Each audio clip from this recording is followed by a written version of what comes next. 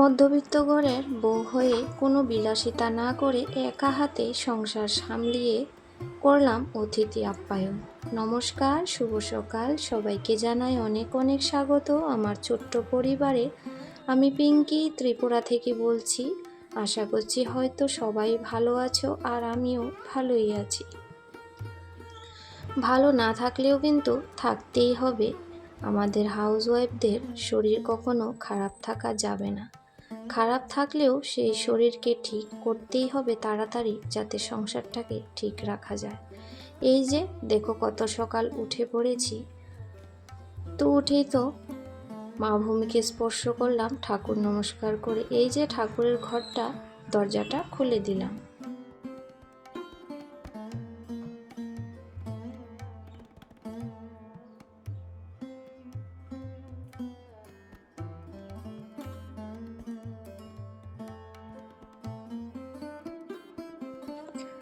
তো কালকে এক আত্মীয়ের আমাদের বিয়ে ছিল, মানে কি আমার মামা শ্বশুরের ঘরের ছেলের।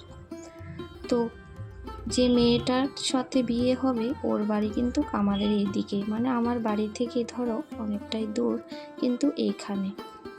তো হয়েছে কি, কাল রাতে আমার মাসি শাশুড়ি করে যে মেয়ে আর ননস হয়, ননসের জামাই, ওরা এসেছে। তো ওরা শুক্রবারে নিরামিষ খায়। তো কাল রাতে মানে ফোন করে হঠাৎ বলল যে আমাদের এখানে খাবে। তো সন্ধ্যার সময় ফোন করেছিল আমার নিজের জামাইবাবু, মানে আমার ননসের জামাই। তো দাদাভাই ফোন করে বলল যে ওরা ভাত খাবে, তোমাদের ঘরে কি এখন ভাত আছে? তো তখন কিন্তু আমি ভাত টাত খেয়ে শুতে গেছি বিছানায়। তো তখন ফোনটা এসেছিল যে ওরা ভাত খাবে।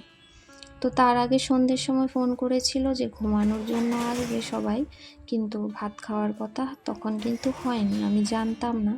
তো ফটাফট কিন্তু আমি উঠে পড়েছি, বিছানা থেকে উঠেই ফ্রিজে যে সবজিগুলা রেখেছিলাম সেগুলা বের করে দিয়েছি। তারপর আলু ভাজা করলাম কটা, আর ভাত কিন্তু ছিল। তো অত রাতে আর কি রান্না করব, তো ওদের দুইজনকে ভাত দিয়েছি। আর আমার জামাইবাবু জানি, ওনাকে কিন্তু আমি চা করে দিয়েছি, কারণ উনি তো বিয়ে বাড়িতে খাবে। তো ওরা খাওয়া দাওয়া করে চলে গেছে। তো যাওয়ার সময় আমি কি হয়, শাটারের চাবিটা দিয়েছি যে যখন ঘুমাতে আসবেন তখন কিন্তু চাবি খুলে চলে আসতে পারবেন, আমাকে ডাকতে হবে না। তো ওরা তো এসেছে, তারপর রাত্রি 2:30-টের সময় তো এসে আমাকে ডাক দিয়েছিল। তো আমি উঠে আবার ওদেরকে জামা কাপড় মানে দিলাম পরার জন্য। তারপর ফ্রেশ হয়ে ওরা শুয়ে পড়েছিল। তো বিছানাটা আমি সন্ধ্যার সময় করে রেখেছিলাম। তো যেহেতু শাশুড়ি মাও এ বাড়িতে নেই, ওই বাড়িতে আছে, মানে মাছ ধরা হচ্ছে আমাদের পুকুর থেকে। তো জল তো কমিয়েছে, সেজন্য ওইখানে থাকতে লাগে আর কি আজকে কয়েকটা দিন। তো উঠে পড়েছি একদম সকাল, দেখতেই পেয়েছিলে। তো রাতে তো এতবার উঠে মানে ঠিকঠাক ঘুমও হয়নি, কিন্তু তারপর তো উঠেই পড়লাম, সময় মতো উঠতে হবে। তো এই যে ইনি হয়েছেন আমার ননসের জামাই, দাদা ভাই আর কি। তো ও যে আরেকটা দিদি আর দাদা ভাই, ওরা কিন্তু ঘুমিয়ে আছে, এখনও ওঠেনি। তো আমি আমার মতো করে আস্তে আস্তে সমস্ত কাজ করে নিয়েছি, যাতে ওদের ঘুম ডিস্টার্ব না হয়।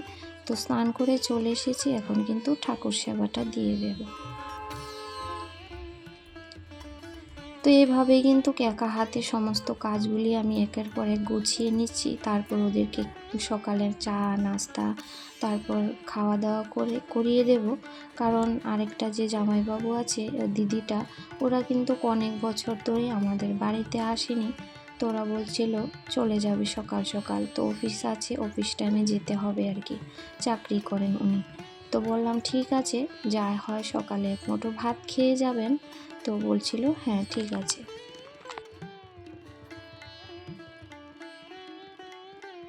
তো তার আগের ভিডিওতে যে সকল বন্ধুরা আমাকে সময় দিয়েছো, সবার জন্যই অন্তর থেকে অনেক অনেক ভালোবাসা, এইভাবেই সঙ্গে থাকার জন্য।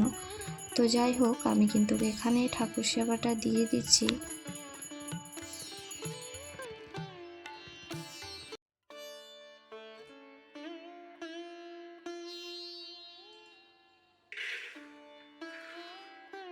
তো এখানে ঠাকুর সেবা দিয়ে এসে আমি আগে কিন্তু মটরটা বসিয়ে দিয়েছি, তারপর চা বসাবো। তো তো চাটা করে ওদের চা বিস্কুট দিয়েছি, সেই সমস্ত কিছু আমি আর ক্যাপচার করিনি। আর অনেক ভিডিও কিন্তু ডিলিট হয়ে গেছে। আর প্রতিদিনই এরকম হয়, যেহেতু দুটো মোবাইল থেকে আমি ভিডিও বানাই, কখনো এটা থেকে কখনো ওইটা দিয়ে, তো সেরকম করতে গিয়ে না অনেক ভিডিও কীভাবে ডিলিট হয়ে যায় মনেও থাকে না। আর যখন ভিডিও এডিট করতে যাই গিয়ে দেখি যে অবস্থা।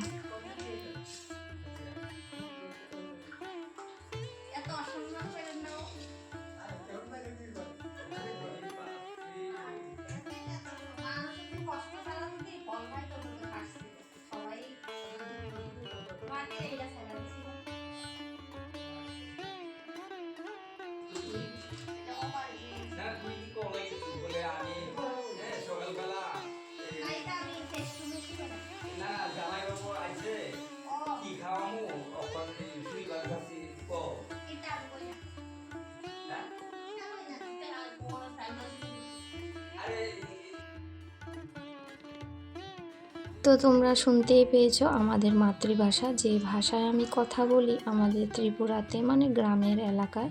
তো সেই ভাষাটাই কিন্তু আমি মিউট করিনি, তোমাদের জন্য রেখেছি। কারণ এই দেখো, আমি কেউ আসলে ভিডিও কেন বানাই না সেটাই কিন্তু এখানে কিছুটা রেখে দিলাম। তো দিদিটা ওইখানে আমাকে লুচিগুলা বেলে দিচ্ছে, আমি কিন্তু বানিয়ে নিচ্ছি। আর সবজিটা এত তাড়াতাড়ি করেছি তোমরা বিশ্বাস করবে না, 10 মিনিটের মধ্যে। কারণ আরেকটা যে দাদাভাই আছে ওনার কিন্তু অফিস আছে, তো 9:30টার আগে অফিসে বেরিয়ে পড়বে।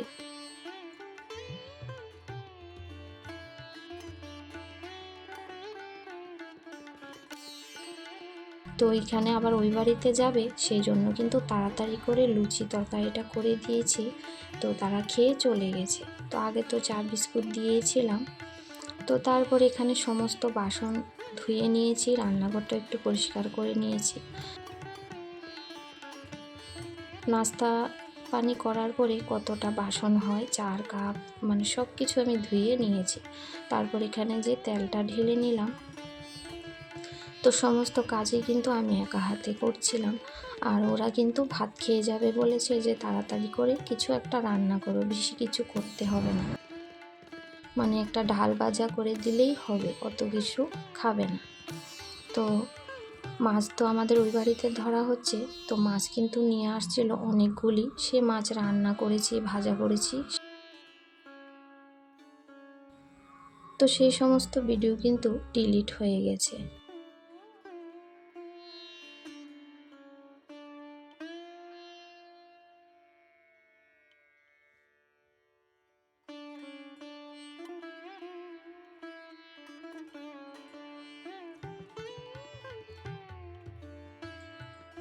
তো রান্না করার আগে যখন মাছ নিয়ে আসছে, তো আমার বাবু শ্বশুরমশাই আর আরেকজন এসেছে, তো ওদেরকেও কিন্তু চা করে দিলাম। তারপরে যে লুচি তরকারি ওদেরকে দিয়েছি। তো এই রান্নার ফাঁকে ফাঁকে যে এইসবগুলা কতটা সময় লাগে, মানে আমি জানি। এত মানে শরীরের এত ক্লান্তি ভাব নিয়েও কিন্তু আমি ক্লান্তি কখনো দেখাই না। আমার কাজের মধ্যে কখনো যাতে কোনো বাধা না পড়ে, আমি কিন্তু একা হাতে এভাবে করতে থাকি। তো যাই হোক, এখানে এই যে বাসনগুলা তারপর আবার কতগুলা হয়েছিল সেগুলা ধুয়ে নিলাম। আর জায়গাটা রেখে ঘরটা একটু ফাঁকা করে দিচ্ছি। তো এভাবে এলোমেলো ঘর থাকলে না কাজ করতে একদমই ভালো লাগে না। তো ওরা পান খেয়েছিল, পানের বাটা এখানেই ছিল আর কি। তো এদিকে কিন্তু আমার ডাল ভাত হয়ে গেছে, দেখতে পেয়েছো।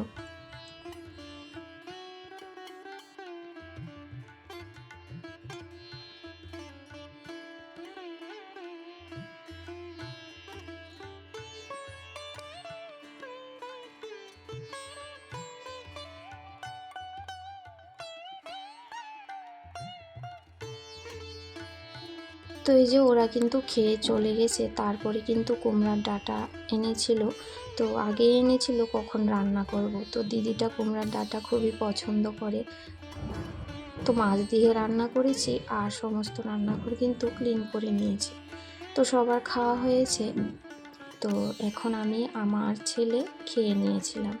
তো খেয়ে দেখলাম যে ভাত একটু মানে লাগবে। আমরা তো আর খাবো না, কিন্তু দিদিটা রয়েছে। আর ওরা 2 জামাইবাবু সকালে কিন্তু চলে গেছে। তো দিদিটা বলছিলাম তো এখন যেও না, পরে যেও। তো দিদিটা বিকেলবেলা যাবে। তো যেহেতু আর একটু ভাত লাগবে বসিয়ে দিয়েছি। আর তার মাঝখানে কত কাজ করেছি বিশ্বাস করবে না তোমরা। এই যে ফিল্টারে জল দিলাম অফ ক্যামেরা, অনেক কাজ করেছি। তো তারপর ঘর দোরগুলো পরিষ্কার করলাম, আর ভিডিও এডিট করতে বসেছি যখন আমার ঘুম পাচ্ছিল, মানে আমি বারবার সোফার মধ্যে পড়ে যাচ্ছিলাম, কিন্তু বললাম যে ঘুমালে তো হবে না, কাজ করতে হবে। তারপরে এই যে ভাত বসিয়ে দিলাম।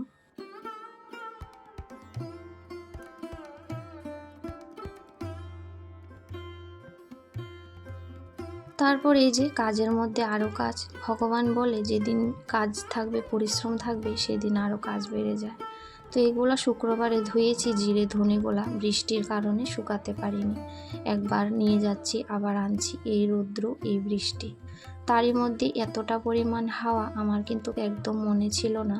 তো কালকে তো এই কোলোদোটার মধ্যে ইট দিয়ে রেখেছিলাম যাতে উড়ে না পড়ে।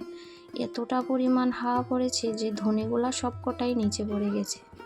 তো জিরের যে কোলাটা সেটাও কিন্তু উল্টে যেটার মধ্যে ধনে ছিল সেটাতে পড়েছে।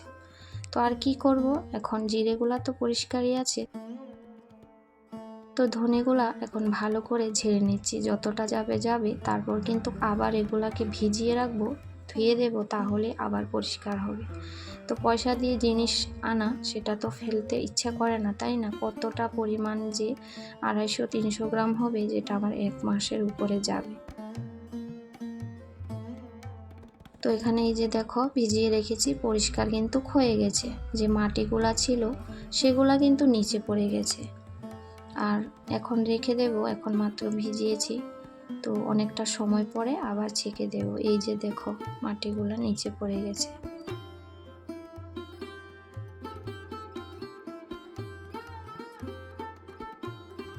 হয়েছে বিকেলবেলা, এটা ফেরারতের দৃশ্য।